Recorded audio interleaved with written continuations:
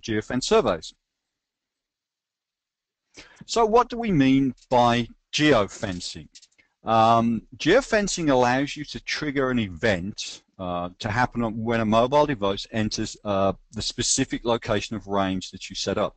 Now, geofences at the moment are circular areas. They are, within n feet of a particular location. The technology at this point isn't quite up to you saying, well, draw around a city block. It isn't really believable that you can do that. I think that in the future we'll be able to have irregular geofences as technology advances. I mean, technology is constantly advancing, and I think, maybe in 5 or 6 years you'll be able to do that. But at the moment you've kind of got a radius, an area of where somebody is, which allows you to trigger an event on a mobile phone. Now, you probably realize that geofencing works by using something called the global positioning system.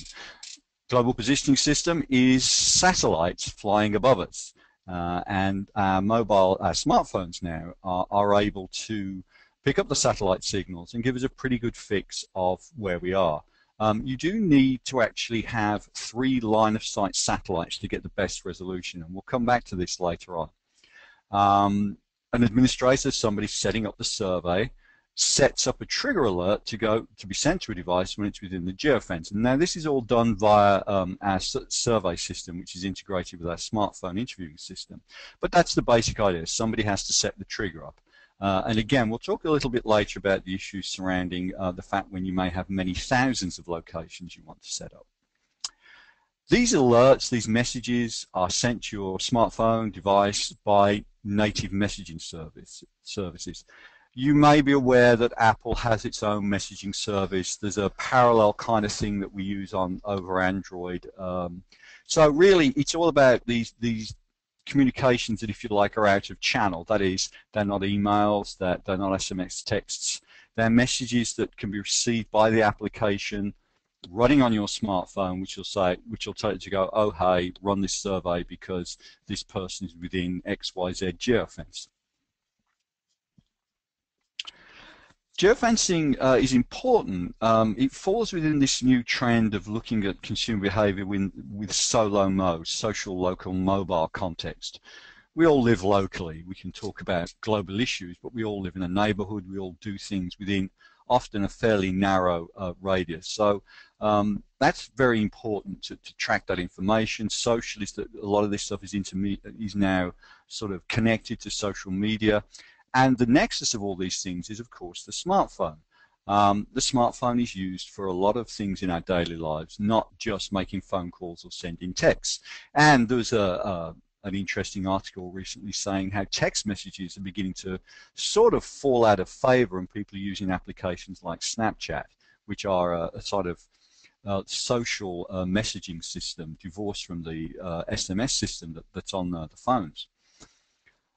Geofencing also allows us to track metrics that we couldn't do before. Most obviously, of course, it's tracking where someone is, and we can actually sort of kind of begin to track activities at that location via the survey, via other information. We can also look at what people are doing on their phones at that location.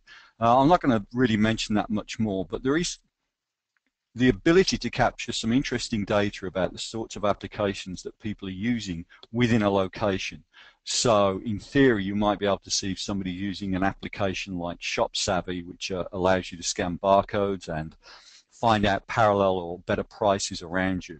And we really couldn't do this before. And as a lot more general behavior, in particular consumer behavior, is being mediated by the smartphone, this gives us some really great potential to find out what people are actually really doing rather than having to ask them. Some examples of geofencing here. We can trigger promotions or incentive-based rewards for completing a survey when someone enters a store. I think it's important, and we'll mention this a little later, that you really do give real rewards. So somebody could go into a store, you could say, okay, could you tell me, what you went in for, what you're going to buy? Could you take a picture of the display you're looking at, that you're going to look at? All those kinds of things are now possible. And that data will be delivered back in real time. There's no delays. back to the central analytical system. So, you know, potentially you could have run 200 completes during the day, and by the evening all that data is available for analysis. So using smartphones also has that advantage, and when you couple it with GPS location and geofencing, you can get some real-time information, if you like. Another example we've come across is Las Vegas, people going into casinos, pushing them a survey, giving them a free casino credit for the next trip in when you're asking them about their experience at that particular location. All those kinds of things are possible with geofencing. We think this is a particularly interesting one because, of course, there are lots of people in Las Vegas moving between lots of locations often. So it's kind of pretty interesting information. We also have a retailer, can't say who the retailer is, who used it in their store to really track how people were purchasing certain products within the store and being able to push them a survey when they left the store a little while after. And this was really quite interesting for that retailer, gave them a lot of good information that, again, was in the moment. Another benefit from geofencing is, of course, verification. And in fact, this, you know, comes into the whole concept of tracking GPS information on a survey. You can be sure where the respondents are. You know, in the past, you know, you might have said to people, well, you know, every time you go to the drugstore, could you fill in this little survey? And the problem is, of course, people get bored on a Friday night and decide to fill in all the surveys because they get an incentive. Or we've come across another case where people are actually given very big binders of questionnaires to do during the day to do with things that they were doing in their house. And the people who are running this used to say, well, yeah, we know that they're sitting in the car park before they come in filling these things out. And this, of course, reduces the quality of the information quite considerably. You want people to do what they say they do. And if you want to get information about how people are feeling when they're in a particular location, you want to be able to present the survey at that location. Geofences allow you to do that. And of course, the geofencing as well is then increasing the quality of that data. And that's really important. And I've witnessed, and I think we're going to see a lot of, if you like, recalibration of surveys due to the fact that we can now ask the survey in the location. We can know where people are when they do these surveys. And a lot of different data, and I know for a fact this has happened, the data starts varying quite a lot, but it's clear that it's better quality data. As we said, it's data in the moment. We're not relying on people recalling things. Recall's bad. We're actually not very good at doing it. We forget a lot of what we do during the day simply because you can't hold all that information and function properly. When somebody asks me the last time I went in the drugstore, I'm not really sure. What last things that I bought at the market, I'm not quite sure because it was a few days ago and I really don't remember. A lot of stuff's happened in between. With geofencing, you can get that information right there and then. And that really, again, is really great because you're not relying on a respondent's recall. You know, in the days gone by, you call somebody up or send them an internet survey saying, hey, thinking about when you went here and did this, did you go here to this restaurant ever in the past month? How did you feel about it? It's possible that a lot of that information the respondents are kind of making up because they really don't remember, but they want that incentive at the end of the survey. Geofence surveys mean that you know that the person is actually where you want them to be, giving you data in the moment. We'll talk about a little bit about geofencing best practices. You've got to be realistic about the size of the fence you put around a location. 50 to 100 feet recommended, really, I think, for the best results. You can't have it too small. If you make it a 10-foot radius in the middle of a building, and remember, you're relying on coordinates of locations that you've obtained, and I'll talk a little bit about that later. A 10-foot radius, well, one, it's fairly likely, if the location is any particular size, that the person may not hit that fence. The other issue is that while GPS is pretty good, as we all probably know, sometimes it really can't pin things down to that kind of precision.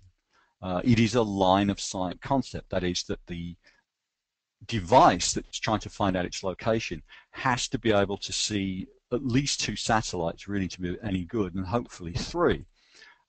You will, in large cities, get what's called a canyon effect sometimes. I've had a couple of interesting experiences trying to get out of downtown Chicago. Much as I love Chicago, I don't have the downtown map memorized. And I was trying to use a GPS, and it was basically saying, well, you're in the river, you know, you really need to get out of there. And I wasn't in the river, obviously. I was trying to, you know, find my way down Wacker Drive. But, you know, because of the buildings being so tall, you lost the line of sight. That's really confined to when you're in very, you know, highly built up city centers. Like downtown Chicago or downtown New York, possibly. The vast majority of America works okay, but there are those kinds of issues around. 50 to 100 feet, we think, well, you know, it really means somebody's around in that area and likely to be going in there. You don't want to set it at something like 500 feet because then you'll get triggers when people are driving by, and that's really demotivating for the respondents. And a bit distracting, you know, if you're driving by the gas station and you get a trigger when you're, you know, a good 500 feet away, the responders are going to start ignoring those prompts because they're just not accurate, and you're not going to get very much information from them. We should talk a bit about the length of a mobile survey. These are mobile devices. Smartphones have relatively small screens compared to, say, your laptop or your desktop that you might use during the day. We came up with a metric which is 10-7-140. No more than 10 questions. Really, you know, somebody walks into the drugstore and you're going to try and give them a 30-question survey. That, remember, these people are standing up. They went in the drugstore to do something, not necessarily to take your survey. You've got to be conservative with their time. You can't expect them to stand there for 10 minutes filling out a long survey on a smartphone. Keep the information, you know, keep the survey snappy. It's better to get more accurate information quickly than less accurate information. And there's always the problem with long surveys that people simply just quit. They don't want to do them. 7 answers per question to choose from if you can manage it. Presenting somebody with a scrolling list of 30 brands that they're trying to pick out, that they're trying to use on their smartphone screen, doesn't seem, frankly, pretty smart. Try and be judicious about what you're asking. Lots of long brand lists. Again, you're running into the fatigue issue, and on top of the fatigue issue, you've got somebody who went into a location to do something else, as I said, not to do your survey. They may be thinking they've got a limited amount of time to fill it out. The other thing is 140 characters per question, that is, you know, when you're asking your actual question, that's the length of a tweet. Same thing, you don't want to fill up half the screen with a question. You know, you don't want war and peace with a long, complicated question that then obscures the actual response information. Try and keep that as short as possible. As I said before, it's better to collect accurate data in the moment. You might have less of it, but at least you know it's more accurate. Incentives. Reward people for their time. I'm slowly over time becoming less convinced that the whole entering you into a drawer for an iPad 3 type thing really motivates people. The one problem with that is that, you know, often people don't know who got the iPad or whether they feel it's a realistic chance that they'll get it. I'm leaning towards maybe small rewards. You don't have to give people a lot of things, but ones that are slightly more tangible, like points or something like that, that they can redeem. I think this is a bit more motivating for people. People understand these days that you as a research company or as an organization researching behavior is making money out of their time. Years gone by, they didn't really get that. People are a lot more judicious about what they'll do, time. They understand that these sorts of things profit people.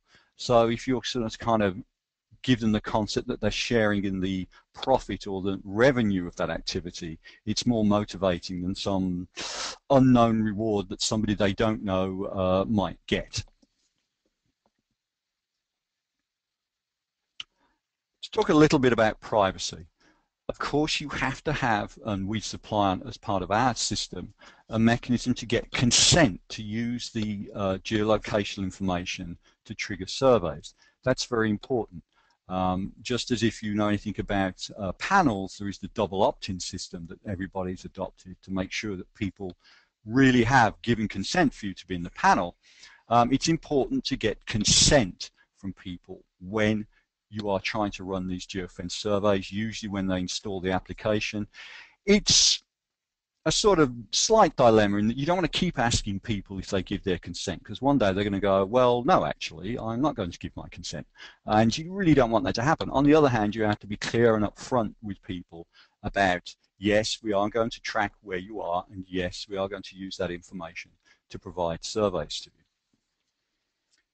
But if you thinking about privacy, the concepts of privacy are evolving.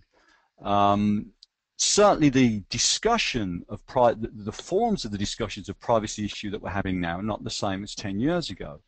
And if you look at younger people, you know, if you ask a teenager whether anybody cares if they track their location, they just kind of, well, no. And you know, younger adults really have a very different attitude to older adults.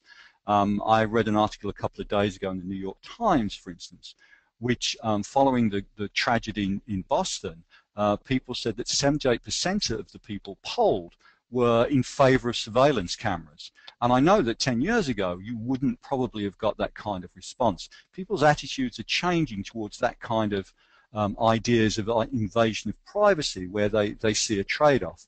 And certainly the reason that a lot of phones came to have GPS tracking was a mandate by federal authorities that phones should have location tracking to help in 911 situations. So people's attitudes are changing, and I think they're going to be evolving as time goes by as to what's acceptable and what isn't.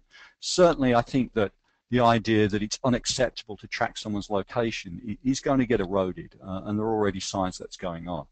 But again, it's still all about consent. I'd like now to give a little overview of our system, which is a set of information collection and analysis tools. We have things that software that works on the web, on Apple tablets, Android tablets, on smartphones, Apple, Android, and Windows. And it's actually the second one down here, Survey Swipe, which is the smartphone application that I'll be talking a little bit about. Survey Pocket is the tablet system. It allows you to collect data on and offline, whereas Survey Swipe is designed for smartphones and is designed to, you know, be in touch constantly with the system to send data back and forth and receive indications of when you're within a geofence. Just some of our clients here. We're a fairly wide-ranging company, for everything from people making speakers to games to insurance to golf clubs to reading material, and we have a wide range of people. Setting up your survey is pretty easy. It's a really simple user interface on the web.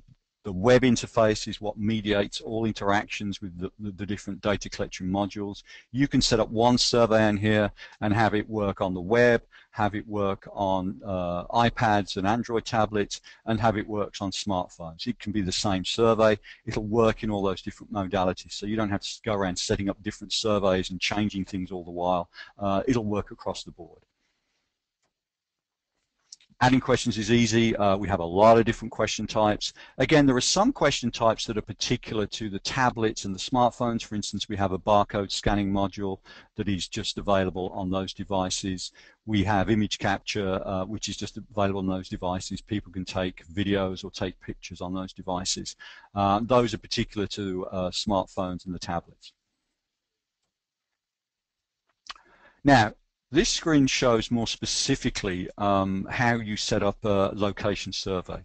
Here you can see you add a location group, and there are a couple of parameters in here. There is the radius of the location. We were testing these things so that these radii are fairly wide. You can also set a timer which really delays the presentation of the survey. The survey will pop up a number of minutes after the geofence is triggered.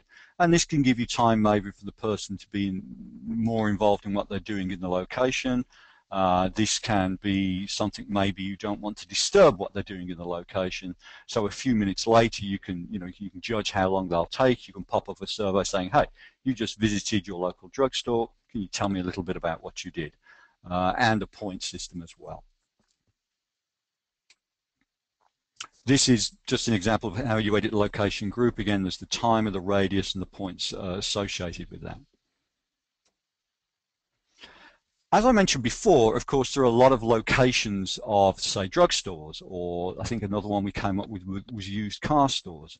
It's unreasonable to manually enter 26,000 store locations.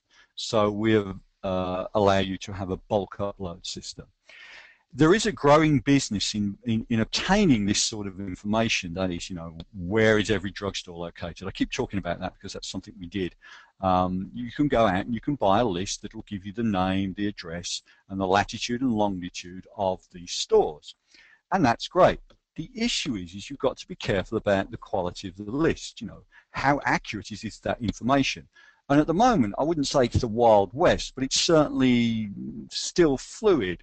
There are certain providers, I think, that you can rely on them giving very accurate information. I think there are certain other providers that don't provide such accurate information. We don't recommend any particular provider. We will point you in the right direction or point you to providers, but we don't place any guarantees on that. I think it's important to do a little bit of a quality check, to do a bit of research on these providers, because it's a bit too easy to throw up a list and say, well, these are the locations. Well, you've got to at least audit them to sort of work out that the ones nearby you show up accurately, because they're not showing accurately with the locations that are local to you. It's a pretty fair bet that they're not showing up accurately for locations that aren't near you. And that's something I'm hopeful over time will be more clear. But at the moment, I can't honestly say I know of anybody who would get a gold star for their location information. I think that's a fluid situation that's hopefully is going to resolve itself in a few months. And here we see what happens when a location survey is triggered. Greg triggered this with the local pizza joint. He perhaps goes there a little too much, but that's that's his food of choice. This is just a few blocks up the road from us. We do a lot of testing around there, and here is Greg's Ramunda's pizza test. So that's pretty much how I got to say. The last thing is to say this data does come up with the location information. You can see in our data where the person was. This gives you an example there, and that is recorded for every response. So you can also come up with some pretty interesting interactive displays of where people responded to surveys. And now I'd like to see if there's any questions. Thanks, Andrew.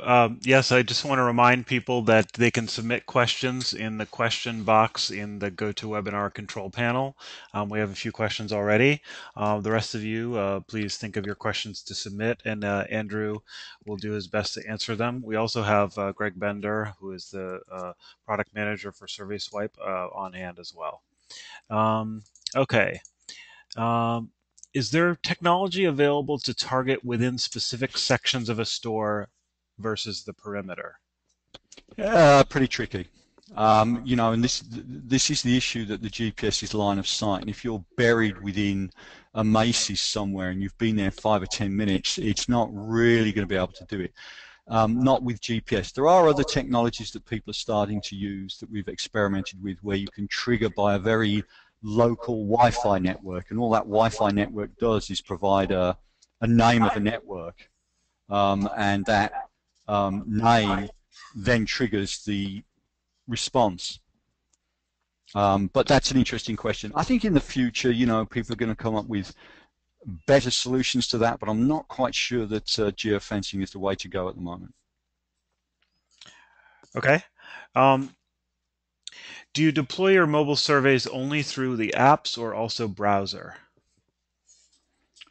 The apps are the only way you can do this, because they are running on the smartphone. It's hard. Well, you can't do it on browsers very easily. Well, I don't even think you can do it at all, because when you run a browser on a smartphone, it's generally in what's called a sandbox, which means it doesn't have access to a lot of the this phone's functionality, which means you can't catch viruses and have people exploiting your phone. Apps are more closely scrutinized than just web pages. So, and that really isn't really possible to trigger something to have that feedback via a browser. It just can't be done. Okay.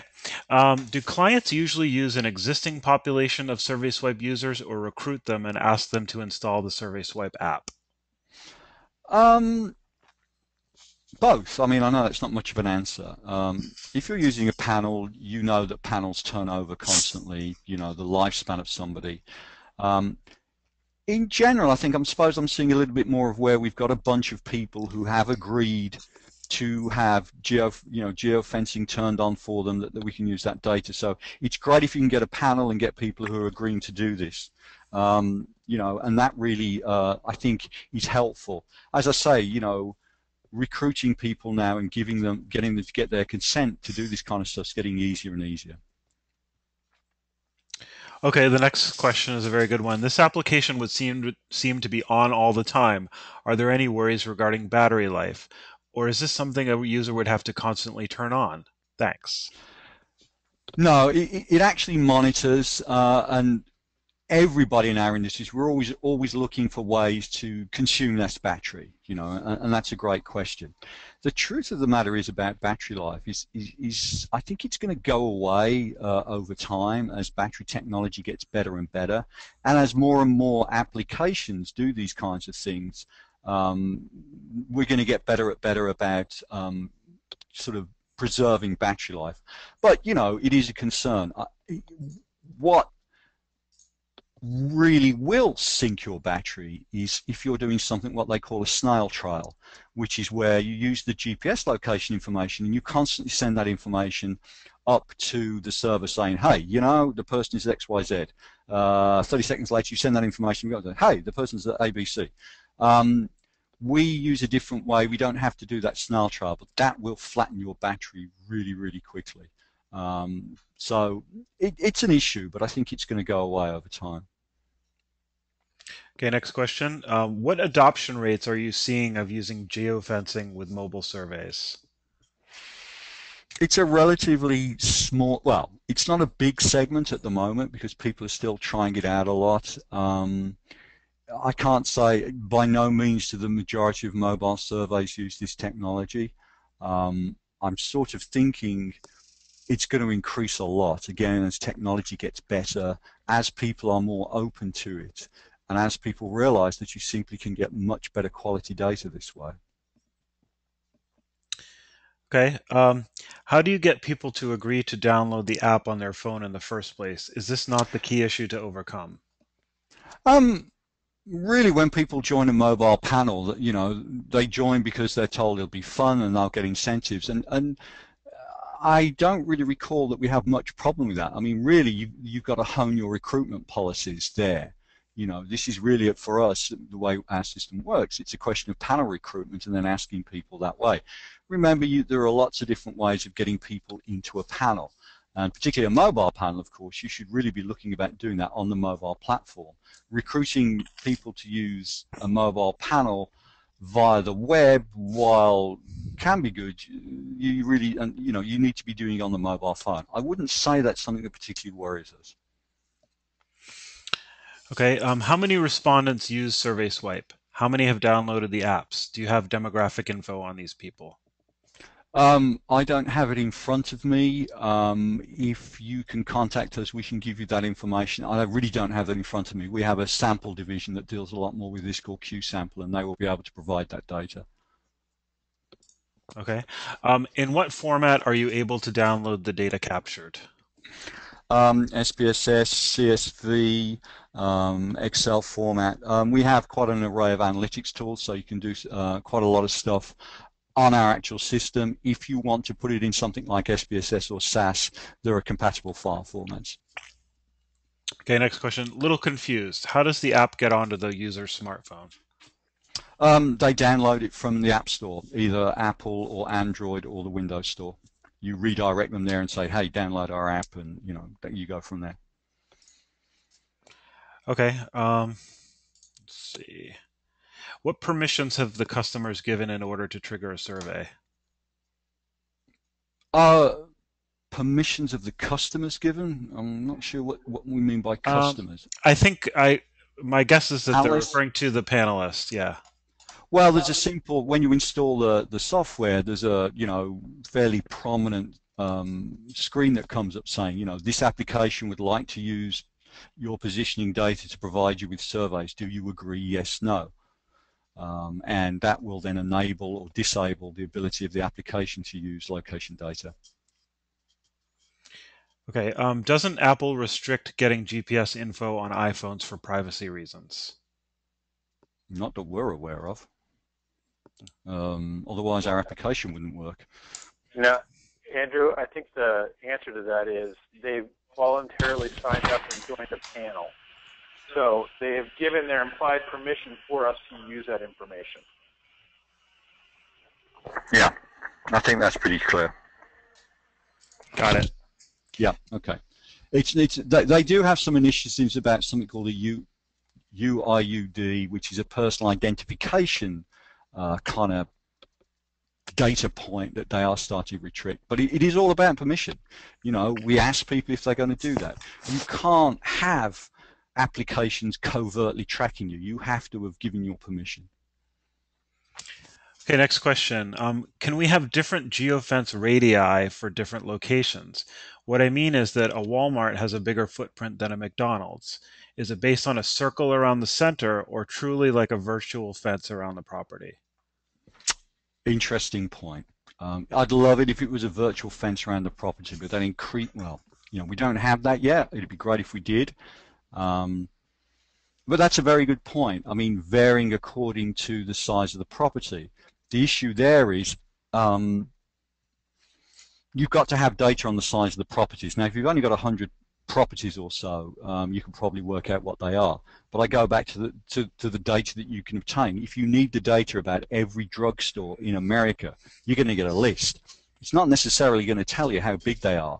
And if we take one of our local drugstores, CVS has some very small stores and it's some really big stores. And I'm not sure we've even got the data on that size yet. But that is something that's an interesting point because, of course, again, you don't know when they say this store is at XY coordinates. Well, did they take the center? Did they take the drive? Did they take it in the middle of the car park? There's no standard about that. We just don't know at the moment. Okay, next question. Wanting some more clarification around consent. Could you incorporate a consent in the survey itself, i.e. we will use this info for X, Y, and Z? Or were you referring to consent to be tracked in general? If so, how would one go about that? Again, so there is when you install the application, we say, do you consent to your GPS information being used for survey purposes? It's quite possible to include a question in the survey saying, we're going to use GPS data, or this was the result of GPS data. Is this okay? Yes, no. And if they say no, they'll quit out the survey. You can do that if you want to. There's no reason not to. But you are priming them to not consent. On the one hand, you have to show transparency about what you're doing. On the other hand, it's not really a good idea to keep saying to people, is that okay? Is that okay? Because sometimes they're going to go, well, no. Okay. Is there a limit to the number of locations that can be geofenced? Can we set it up for all retail locations within a macro area, or something else? Yes, basically. There is a limit. It's pretty high at the moment. We did manage to put in all the drugstores in America. So, the limit's pretty big. But yes, you can have, say, kind of fine-tune it according to where the person is. Is it possible to allow respondents to create their own fenced areas? Not at the moment, no. Are you able to target certain demographics, for example, sex or age? If we have that information, if you have that information on the panel, yes. But, there's a panel management system that will allow you to do that, yeah. Do third-party panels allow respondents to be recruited to download Survey Swipe? That depends on the third-party panel. I would say as policy, they probably don't, but I can't really speak for those kinds of panels. Yeah, my guess, if I could just weigh in on that, Hmm. Andrew, is my guess is that it probably varies by panel. Yeah, I think it would. I think some people are a lot more picky. I can think of panels that would allow it. I can think of panels that wouldn't. Okay. Um, will applying an expiration to the survey link help with verification or ensuring they're taking the survey on premise? Not sure when we talk about expiration like that. Um, At this point, no. I don't think, Survey, I don't. go ahead, Andrew. No, you go.